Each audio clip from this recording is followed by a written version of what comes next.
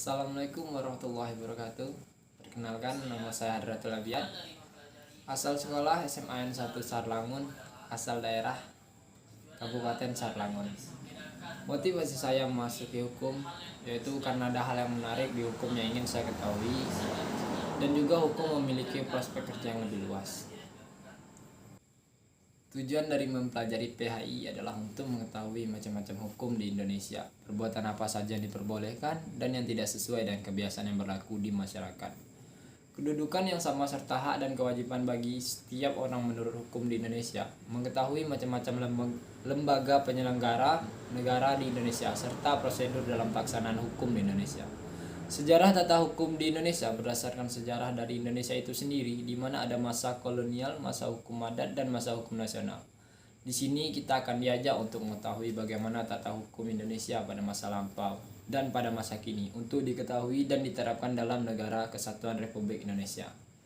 Perbedaan utama antara pengantar ilmu hukum dan pengantar hukum Indonesia adalah pengantar ilmu hukum berfungsi sebagai dasar bagi setiap orang yang akan mempelajari hukum secara luas, beserta berbagai hal yang melingkupi.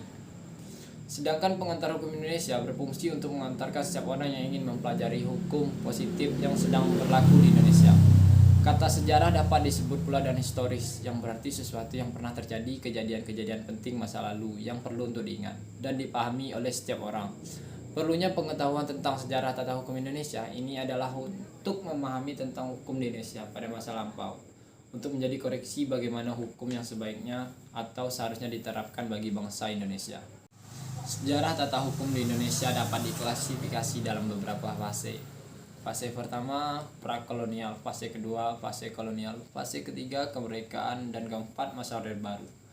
Orde Baru dimulai setelah kudeta G30 SPKI. Terjadi pergantian pemerintah dari Presiden Soekarno ke Presiden Soeharto melalui surat perintah 11 Maret 1966 yang sering disebut dengan Super Smart. Dalam orde ini dirumuskan kebijakan pemerintah melalui rencana pembangunan jangka panjang satu yang dimulai tahun 1969 dengan rangkaian pelaksanaan rencana pembangunan 5 tahun. Untuk itu sekian dari pemaparan materi yang telah saya rangkum. Sekian, terima kasih.